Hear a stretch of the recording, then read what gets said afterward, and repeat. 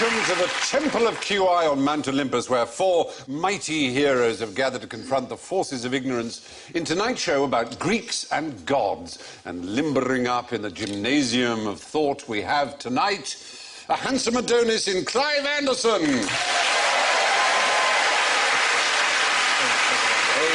cunning Odysseus, Rich Hall. A legendary demigod, Phil Jupiters. And our Achilles heel, Alan Davis.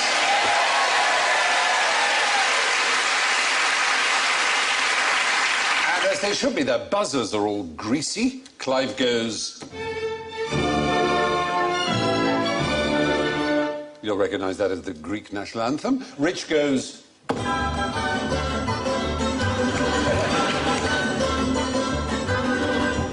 Phil goes...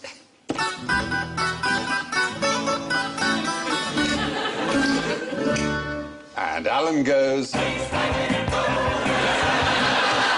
you are. And now that we're all nicely greased up, here's my first question. You're a wealthy Athenian and you've been invited to sponsor a battleship. How do you get out of it? Do you need to? Well, out of the ship. No, out of the sponsorship. Out of the sponsorship, yeah. How do you get out of sponsoring? It's a very expensive business. Oh, I see. If you were rich, did you have to... Not if you were rich, because I don't think... Have you ever funded the Greek Navy? I have never funded the Greek Navy, not to my knowledge, no. But if history has taught us anything, it's that I should have. You puzzled yourself there, didn't you? Yeah. So, if you were rich, did you have to give... That's the point. There wasn't much taxation in Greece, but when it came to things like the great ships, they made the richest Athenian citizens pay for it. So you got an accountant who'd come round and explain how you could put your money in another rowing boat put it offshore. Offshore. Which would be the best way to do it. No, well, oddly enough, the great thing about Greece is it was a true democracy in such an extraordinary way. If your property was worth 70 times more than the average wage of a skilled worker, they said, therefore, you have to pay for our navy. To challenge it, all you had to do was find someone you thought was richer, and you would appear together in court. And there was this brilliant system, which was you would offer to swap all your property with the guy you thought was richer. Right. And the guy you thought was richer... Actually, swapsy with you, Stephen. Oh, right, okay. So you're telling me that the Greek military tactics were based loosely on swap shops? Multicoloured swapos shopos, yeah. Kind of. Oh. No, it's quite a clever idea, though, isn't it? Sponsorship is Greek, then, is it?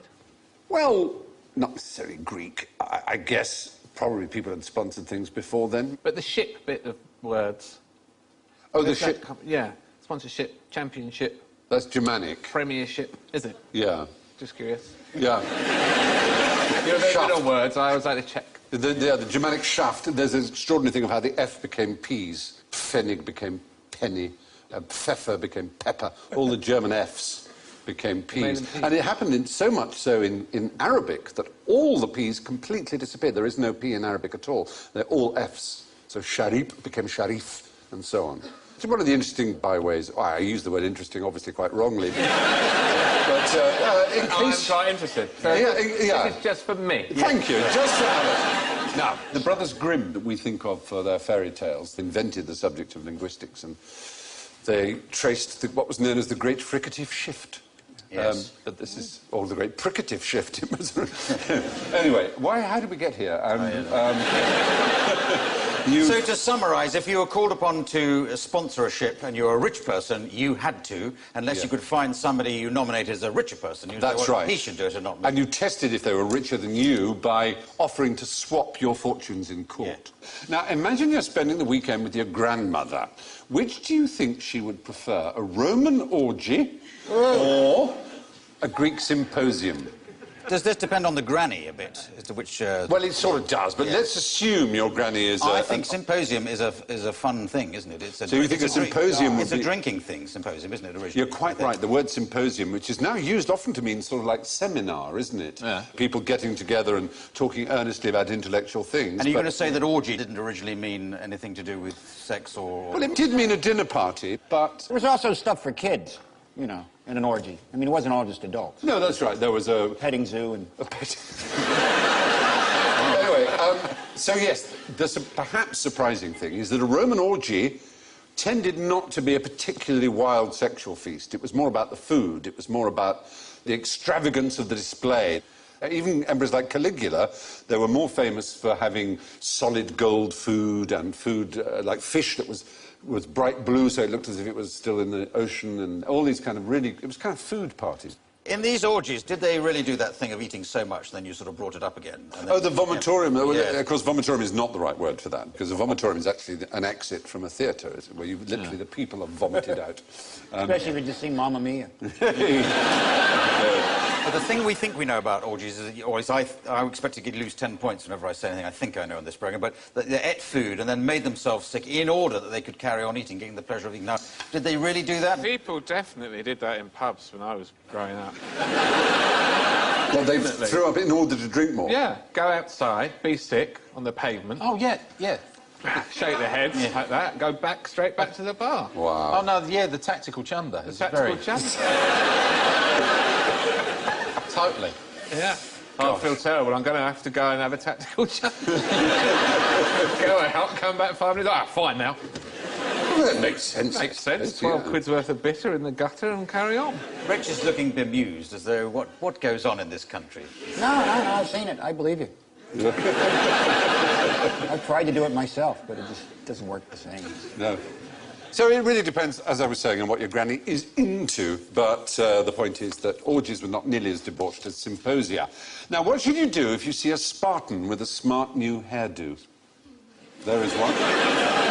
It's slightly Boris Johnson, but it's a Spartan.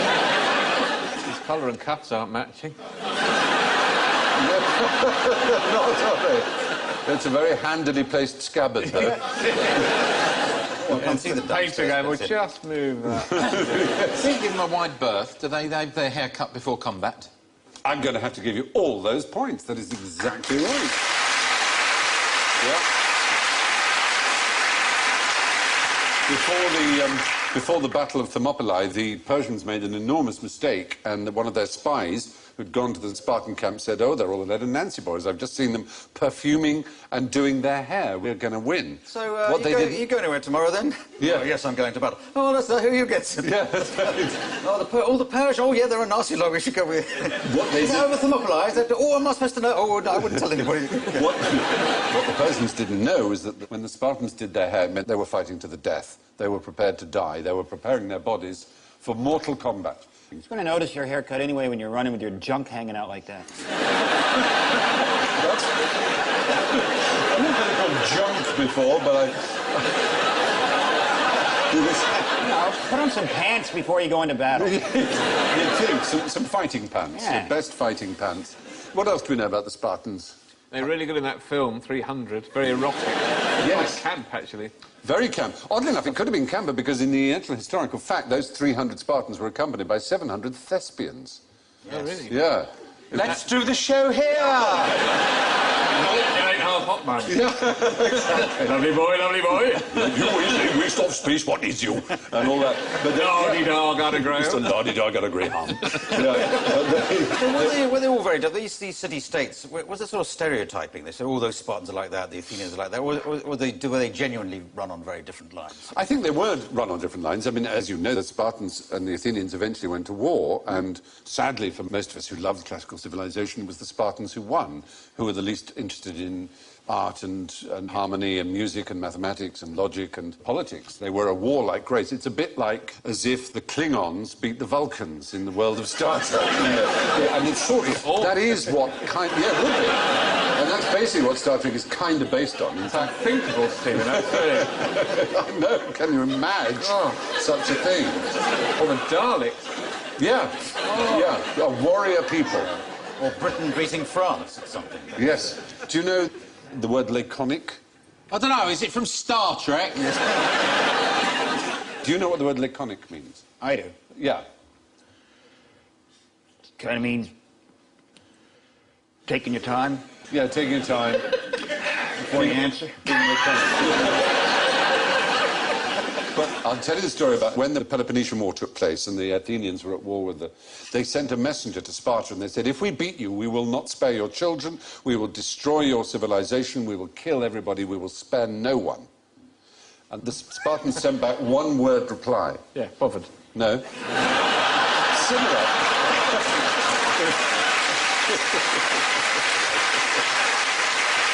I hate to disagree with the audience, but it was better. It was simply the first word of the message.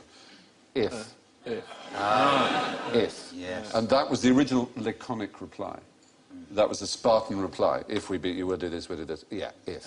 Well, there you are anyway. If you see a Spartan with a new hairstyle, your best plan is to run away as fast as you can, because according at least to Herodotus, the father of history, the last thing a Spartan soldier did before a fight was to get a new do. So what's the proper thing to wear to the gym? Oh, please? Oh, no, that's disturbing. Look at your tiny arms. It's rather weird, isn't it? Oh, dear. Oh, dear. Well, you're trying to make us... I remember that day.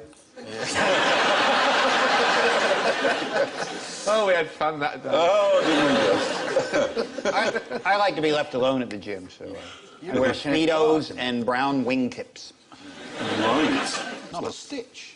The point is not a stitch. Because gymnos is the Greek for naked. It's a place to be naked. That's what gymnasium means. A naked place. But now that's Britain's Got Talent.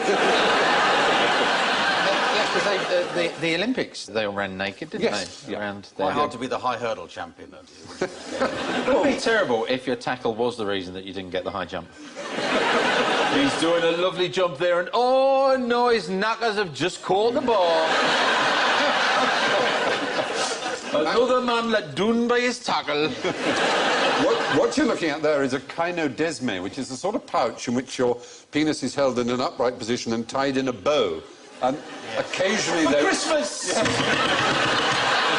So you tie it in a bow like that for what reason? For doing sporting activities? Well, so it didn't get in the way and flap Yes. about, I guess. And if your trainer wanted to get your attention, he would pull on the string, apparently. Bizarre idea. Yes. But there are other things with the root gymnos or gymnos, meaning naked. There is gymnopedia, which is the dances performed by naked boys at public festivals. There is, and to gymnologise is to debate whilst naked. And on that bombshell, let's gymnologise! Hey! After you, audience. No, I didn't mean it. And there we are, a lot of nudity in Greeks, obviously. So they began as places for the middle classes to train for battle, but they added, as you... Right, oh, look, there they are. That's quite an affectionate form of wrestling, isn't it? It's sort of love wrestling. It's rather sweet. But there they are. Greco-Roman, but mostly Greco. Yeah. There's a lot of that going on, obviously, in Greece. I presume they're playing a slowie. But the gymnasiums, as Clive pointed out, also became... They also became places of education, as Clive pointed out. But the two famous ones were the Academy and the Lyceum. The Academy where Plato taught, and from which we get our word academy, which is now used all the time. It's a nightclub in the N1 Centre. It was named after a Greek hero, Academy, and it was Lyceum was where the Joe Loss band played. It certainly was as a theatre now, and it's used all the time. And the French lycée, meaning a school, was from the same root. So it's extraordinary how so many of our common words come from things like that. So gymnasium was an academy. The so Odeon, in fact, the Odeon was a cinema in ancient Greece. yeah, you'd think it should be, shouldn't it? But actually, do you know what its origin actually is? Oh, I've no idea. Anyone in the audience know? Oscar Deutsch. Very good, 10 points in the... Oscar Deutsch, who was the founder of the Odeon chain. OD were his initials, Odeon. Very well done, audience. Round of applause for that guy, yeah. Very good. Oscar Deutsch. What happens in this game if someone in the audience wins? This has happened. It has This happened. before. They take their clothes off and they parade all around here. Yep. So there we are, very good. So to the ancient Greeks, a gymnasium or gymnasium was a place to get naked, though in practice they'd like to wear a bit of support when working out. Now, name the event in which Baron de Coubertin won his own Olympic medal. Who was Baron de Coubertin? Was he the one who reinvented the Olympic Games? Yeah, he's known as the father of the modern Olympic Yes. movement. Yeah. And so he obviously set up one event that he's the only person who did, so that he could win it. To give him credit, he did it anonymously. Ah, so that's why he's wearing a false moustache. How many events can you enter anonymously?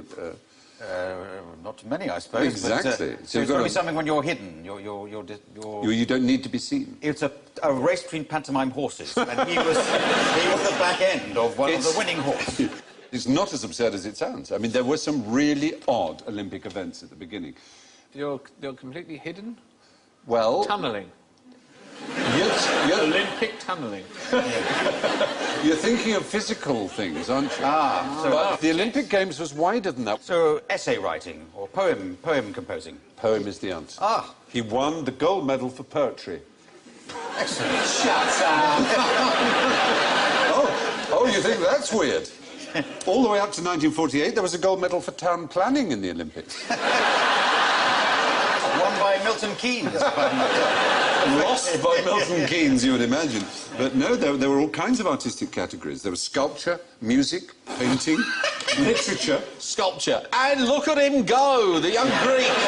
The young Greek's mallet is flying. This The is oldest ever medal winner was a silver medal winner, aged 73, in the 1948 engravings and etchings event. And Fantastic. he was a Briton called John Copley. In 1900, there was a woman who won possibly the oddest event, a farmer's wife. It was the poodle clipping event. She trimmed 17 poodles in 2 hours. Yes.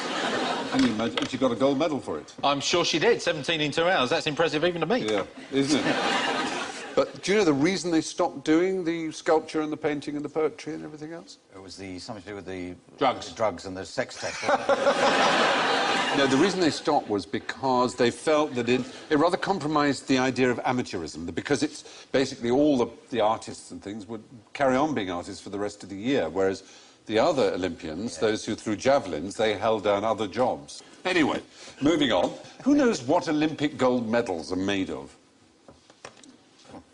Probably partially. We've all been on this program.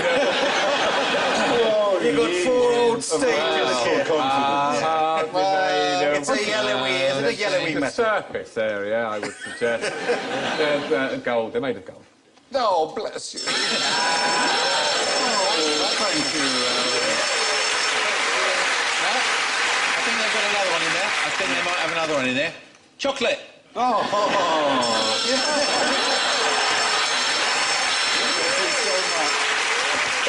How did you know?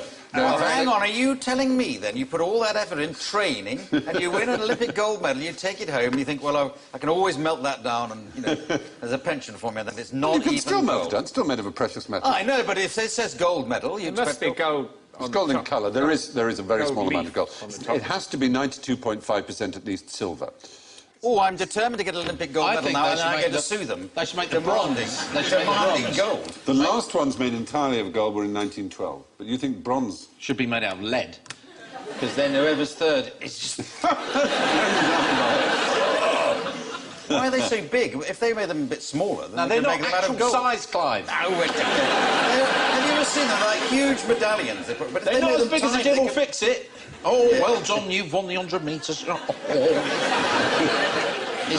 Oh, jewellery.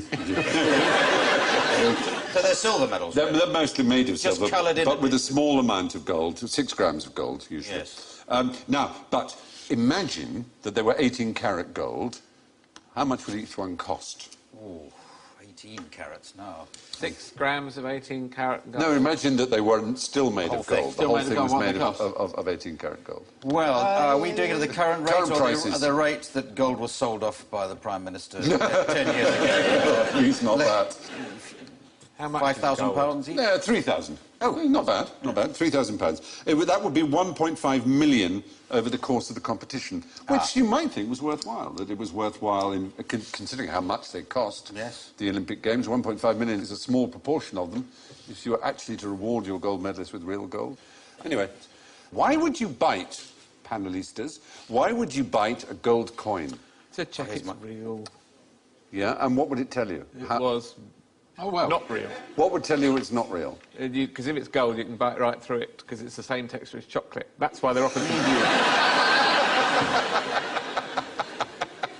It is, it's malleable, and if... Gold. So the point is, You real couldn't gold leave should tooth leave a marks. tooth mark or not leave a tooth mark? Real Should, gold. yeah. Real. It would leave a 22 tooth and mark. No, I above. mean a should gold dent. coin, like a sovereign, It should a gold, dent. old gold sovereign or Guinea. It should give. There should be some give in a gold coin. Well, you see, oddly enough, I thought that too. Yeah, but if you did, you'd slightly spoil it. Well, that's true, but that wouldn't matter too much because if it's real gold. But actually, oddly enough, it's the reverse. If it leaves a tooth mark, then it's false. Because gold coins, when they were made, were always a mixture of other metals too, and those other metals hardened it. But fake ones used lead, and they did leave an impress. So you were testing to see that it wasn't lead. So if it left a mark, it wasn't gold. And if you were eating lead, you would die. You would certainly be ill. But there's no lead in pencils. No, very true. Well done.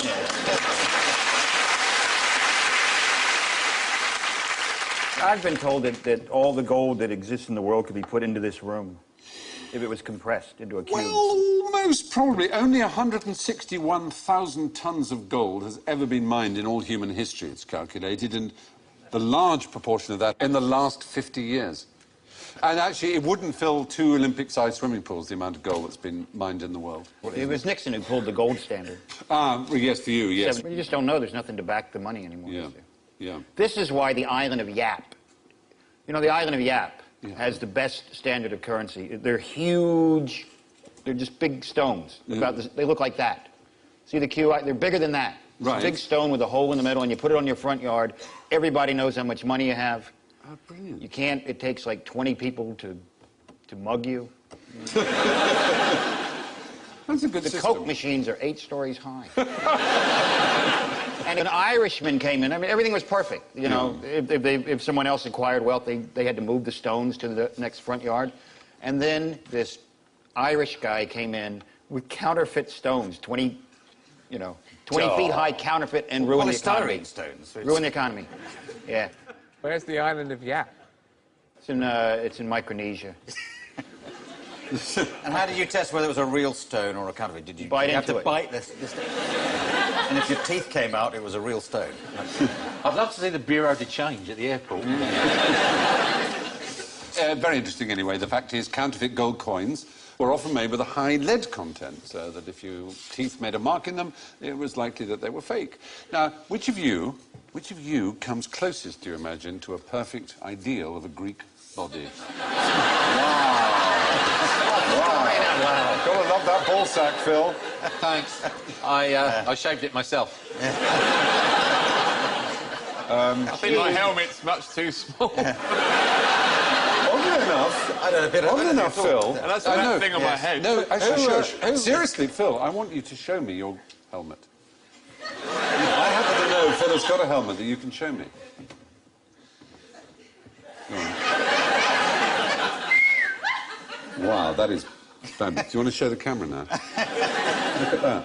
He's got a helmet. Tattoo. That is a Greek helmet, isn't it? Can you see that close up, ladies and gentlemen? Rather fine. You've got a Greek helmet tattooed. Yeah. And oddly enough, by one of those weird coincidences, the wrist is at the heart of this question. Bizarrely. We're talking about the Greek ideal, and we all think of the phrase a Greek god and whatever. But what is a Greek ideal? And what it seems that it's all based on the wrist. You each gave us your wrist measurements. So we've worked out, according to this apparently official Greek proportion ideal. Now, Phil, you've got a wrist of 8 inches. You've got the longest wrist of anyone. And there is a thing about wrists that I won't go into. But anyway, yours is an 8-inch wrist. Say that again? Yeah. You should have a 28-inch thigh. You've only got a 23-inch thigh. Your thighs are too small. My thighs are fabulous. I know that's fabulous. A little too small. Your neck is absolutely perfect. It's 19 inches, is exactly what it should be according to an 8-inch. It should be twice the circumference of your wrist. All the rest of you, Rich and Alan and Clive, have got 7-inch wrists.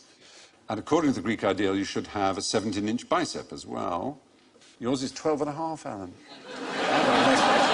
Actually, the one closest to a Greek ideal is Clive Anderson. Oh, there you are.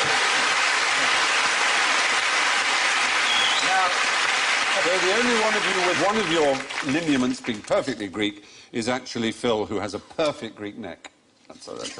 Anyway. I'm not feeling that the reputation of the Greeks has gone down in the course of this. Well, I think it shows that obviously their ideal, it seems, was rather butcher, rather more A big, solid. fat old neck, apparently. Maybe. There was a man called Eugene Sandow, or Sandov, I don't know how he pronounced it. There he is. He was the first of the famous bodybuilders we had. Obviously, Charles Atlas and Arnold Schwarzenegger and many others. He had a very nasty accident earlier in life. He did. Well, he had a very nasty accident about 5 seconds after that picture was taken. He was trying to lift that column. Well, you can see he has got a damn good physique for someone of that period, you know, way before the days of protein whey powders and the anabolic steroids, things they use these days. And he, with a fellow called Monsieur Attila from France, kind of invented the modern bodybuilding cult. And he used to have great displays in London, and as it were, and women were invited to touch him. And they would have smelling salts on hand because they would faint. They'd never touched people with those sort of muscles before. It had never been seen that someone had such a physique. It was really quite remarkable, considered remarkable in the age, because, you know, it had simply never been witnessed. He had the first one to have a scientific approach towards building muscles. And, as I say, his name was Sandow, or Sandov. He had a ripped body. Well, there you are. Excellent. If you measure your wrist size, you can work out what you should look like according to the Grecian ideal used by bodybuilders. Now, what does this formula prove? Oh, I know this. Yes. Lots of Greek lettering on it, obviously. Yeah. It's an ontological proof, a proof by reason alone of something that reason alone cannot prove. Proof of God. Yes, very good. Points, points. Good. Well done. There he is. So, the proof was made by one of the great mathematicians, probably the greatest logician of the 20th century. Died starving himself to death, rather sadly, but he was a great man, friend of Einstein's. Einstein said he only ever went to work because he enjoyed the walk back from the Institute so much with this man. Marvellous, multicoloured hair. Gödel, his name was. He didn't publish this proof because he didn't want people to think he believed in God. He was merely demonstrating how symbolic logic can be used. Funny enough, I was in a film with a group of people who played Einstein and Gödel. Lou Jacobi played Gödel. Do you remember that film? IQ. IQ, yeah, absolutely. And Walter Gödel was in Matthau. the movie IQ. Yeah. Walter Matthau, who told you how to gamble, didn't he? Or was he always gambling, betting on the horses? Yeah, he was a swine, Walter Gödel. A wonderful, great man. With his shoulders up like this, as if he still had a coat hanging. You know, and he used to hold my hand. I'd be in the makeup thing, and he always had this very long makeup behind. So, okay, let go of my hand.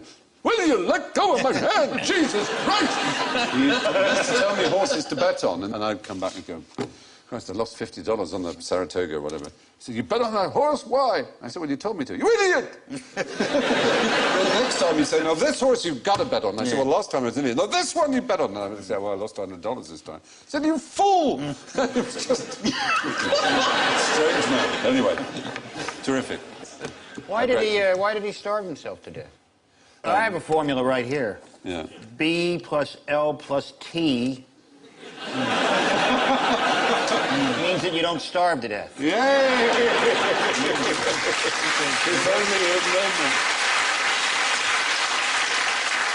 Proof of a sandwich. The really sad reason was because he was slightly loopy. He had paranoid fantasies of being poisoned, and the only person he trusted to taste his food for him was his wife. And his wife, for a long period, was in hospital, so he didn't eat.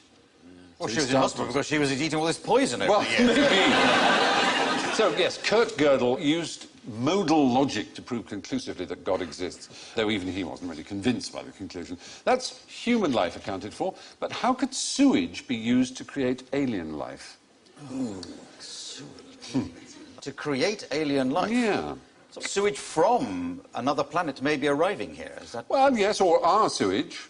Our astronauts jettisoned their doings yes. into space. Yes. There is an enormous amount of human poop up now in the solar system, orbiting the Earth. In fact, there's a film of human feces on most space junk. So they just eject it. They don't bring it back with them like in a plastic bag, like you might with a dog or something. They may do occasionally, but a lot of it is simply jettisoned. Yeah. They're just inconsiderate. And Could be Arthur other C. people. Clarke there had this theory of toilets of the gods. It was an article he wrote. Suggested that maybe even our life form, as you might have suggested, was descended from poo from another civilization. We are descended from poo. He said that's possible. It's a humbling thought. We may have arisen from dumped sewage. This is Arthur C. Krapp's opinion, Yeah. wasn't it? Yeah. His idea came about when space scientists looked at junk in Earth's orbit and saw much of it was covered in a film of fecal matter attributed to astronauts' sloppy sanitation. You now have space debris lawyers. Do you? Yeah. Lawyers who specialise in space junk. Why do you think they'd be needed? Well, in case someone's junk hits Yeah. someone else's junk? Yeah. Basically, you put up a $300 million satellite, and even a small amount of junk hits it, it can absolutely destroy it. Neil Armstrong's number 2 from Well, 1969. exactly. So basically, the reason they keep going up to the Hubble is just to wet off the legs. I think that may be the case. They're not telling us that. Exactly. So they spend millions of pounds just to go out there with a squeegee and just... I think Why that don't they leave a bloke up there? You'd think. With some wet wipes. Because he'd be producing more and more rubbish along You're the way. quite And right. he taps on your window. Pound. Yeah. I didn't ask you to do it, so I'm not giving you any money. People who put the wipers on to try and stop them. So these are space lawyers, right? They're like ambulance chasers, only they have rockets to take them up there. Is that what you're saying? No, not really, no. No. But there you are. It's an extraordinary thought, isn't it? Reasonably extraordinary. Extraordinary enough, I hope, for our purposes. We only call ourselves quite interesting. We don't call ourselves astonishing. Right. Good. So human waste could be the beginning of life on other planets. In fact, Arthur C. Clarke suggested we might all have developed from alien sewage. Anyway, brace yourselves now as we rashly prise open the Pandora's box of general ignorance. So fingers, please, on buttons. You've just seen a meteorite crash down on Earth. Why should you not touch it with your bare hands? Why, it's greased lightning. There. Too hot? No, not too hot.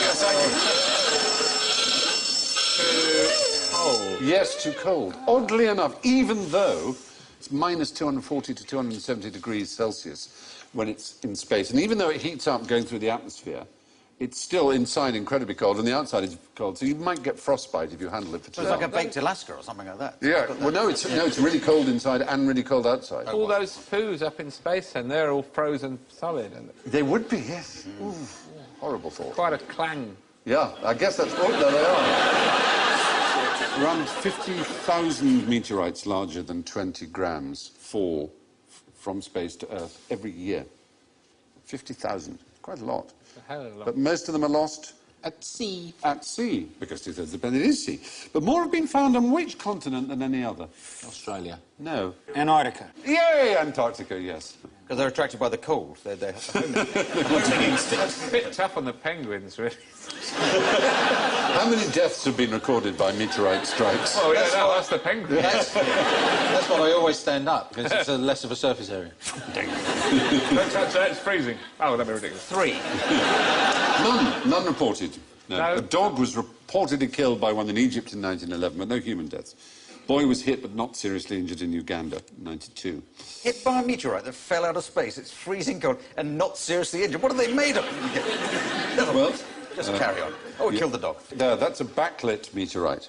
They've got holes in, as you can see. It's rather splendid. That isn't poor person's hand is now welded to it by the cold. it? I guess it's been allowed to chambre. I guess it has its now equalised its temperature with Earth. A chambray meteorite. Great. Best served at room temperature. Always serve your meteor. I think so. I think that's right. Anyway, what happens the instant you get sucked into a vacuum? You die. Well, Watch greased lightning. You die instantly from asphyxiation. Oh, Alan. a vacuum. If a human being were to be inside a vacuum, you wouldn't die instantly. I mean, you wouldn't last long, obviously, because there's no air. I bet it wouldn't be any worse than being in, like, Belgium. Or Watford. How long will we get then in this vacuum if... Depends how much air you'd breathed in just before you... Yeah. Oh, no, I'm now basing an answer on something I saw in a science fiction film. Breathe out, you exhale. You're right. You shouldn't hold your breath. But having breathed out, are we talking seconds, minutes, hours, minutes? Minutes. Yeah, clearly not hours. You can't survive hours without air. Yeah. Well, gas escaping from your body would make you simultaneously defecate, projectile vomit, and urinate. But without... Been to Just like an parties astronaut. that, yes. But I bet they've done it with small mammals in labs. I fear they probably have done experiments, and that's how we See what know. happened? I'm God, afraid put a that's how bloody we cat know. in there. Experiments with animals. You can survive with no appreciable long-term problems for a couple of minutes. Yeah, the first Really, sensation what would you will be do the with that time? Well, fine. The first sensation will be the moisture in your tongue boiling. The loss of taste may continue for days. They have had accidents involving humans. That's how they know. So it's like having a very, very strong curry. If you like. Tongue boils and then all your innards fall out. Yeah. Basically, it's a kind of vindaloo. A vacuum loo. Yeah, it's pretty unpleasant. I mean, avoid it if you see one of those things. Avoid vacuum. Don't go in. What an idiot he was. Bless. Various experiments and accidents have shown that people can actually survive in a vacuum for a couple of minutes at any rate. Which country has weekly news broadcasts in Latin? Untii Latini. The Vatican City would surely have that. Vatican City, eh? It's going well tonight. It's going very well, isn't it? Do we? No, we don't. Channel 5 do them in Pig Latin every couple of weeks for a laugh. And Aune, the headlines hey. Udete, the I'm Minister pray. It's a 5-minute Latin news bulletin once a week at 5 to 2 in the afternoon every Friday. Then again on local radio in Helsinki. Finland. Thank you. So, yeah, it's in Finland. Why do they do that? Well, there's no... I thought you were going to say they were broadcasting it into space. Oh, that's... You know, one of those things in case aliens are going, hang on a minute, that sounds familiar. We stopped Latin speaking that years ago, didn't we, when we left that god-awful planet So with this all is, the like Greeks on it? this is an educational thing, is it? No, not particularly. Radio Bremen in Germany also carries 4.5 minutes of news per month in Latin. They're the only two, as far as we know. More people outside Finland understand Latin than understand Finnish. So that's the reason for it, which doesn't really make much sense. There is also a Finnish musician called Jukka Amont, who's recorded several albums in Latin, including some Elvis covers. So you can tell me, what is Nunc hic aut numquam? Are you lonesome tonight? No. You ain't nothing. Nunc hic aut numquam. It's now or never. Now It's now or never. Cor lignium. Jailhouse Rock. Wooden heart. Thank you, Wooden Heart. Very good. And tenere me ama. Love me tender. Tender. Love me tender. Love me tender. There you are, exactly. Isn't that I pleasing? wasn't demanding that you love me tender, Rick. You can relax. You can stand down. You can be as rough as you like. Excellent. You know you're going to have a symposium. Excellent. For some reason, Finland has a radio station which broadcasts the news in Latin, as does Bremen. Now, what are you most likely to see thrown at the end of a Greek meal? Play.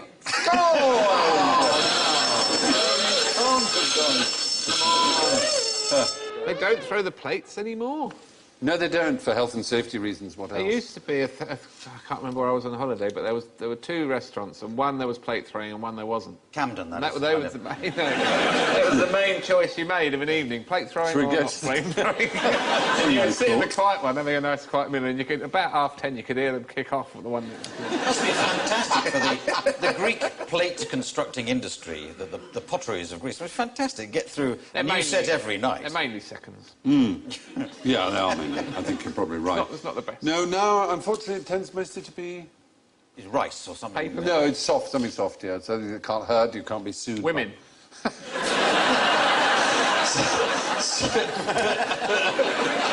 Oh, I don't know where to begin with that one. Something you can't Not be the best sued. women, obviously, the second. Yeah. Bless you. Heaven bless the child. Women come from miles around to be thrown around in the restaurant. And even the women were smashed. Now, so what are we throwing? Now, is it like confetti or rice or Flowers. stuff like that? Or Flowers, just very good. Flowers, well done, Oh, I bet Phil. the old Greek men really hate that. Yeah. There's a pub near where I live. When Greece won the European Championships, soon afterwards, a blue plaque appeared on the wall, clearly been homemade, but a very nice job. Looked like a proper blue plaque that they have in London when, you know, famous people live there. Yeah. And it said, this is to commemorate that in 2004, when Greece won the European Championships, and then there's a Greek name, like Angelos Christeas or something, ran naked down the New North Road.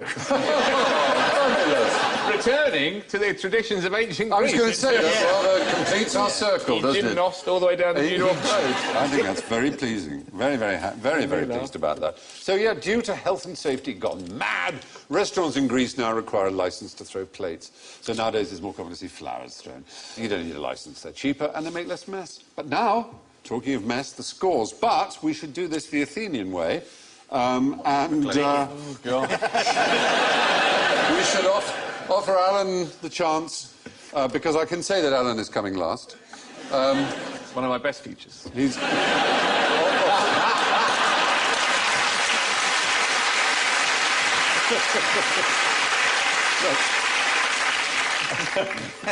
We can offer you the chance. You mean when you're bringing up the rear? That's That's very Greek. Who would you like to swap with? The audience. That's very good, because the audience are doing rather well, aren't they? They haven't had any forfeits. I will allow you to swap if you will tell me what it was that got the audience their 10 points. What was shouted? Yeah, oh, no help. Of course you do, but does... Oh, it was the thing about the... No, not the mathematician. Oh, I'm going to be really upset tonight. As soon as you tell me, I'm going to be really... 5, 4, 3, 2, 1, 0. The audience will shout it out. 1, 2, 3. Talking of mess, the scores. First place with a gold medal made of 92.5% silver, Clive Anderson with 3 points. In second place with 2 points, Rich Hall.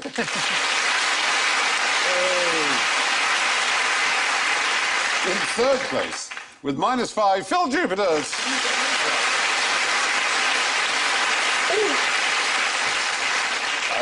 In fourth place, oh dear, with -47, Alan Davies.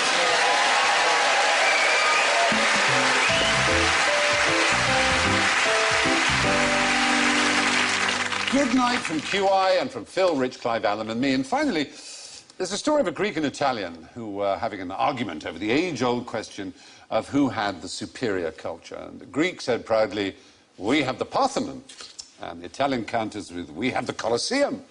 The Greek retorts, we gave birth to advanced mathematics. Yes, says the Italian, but we built the Roman Empire. Finally, the Greek comes up with the clincher. We invented sex, he says triumphantly. That's true, the Italian replies, but we thought of having it with women. Good night.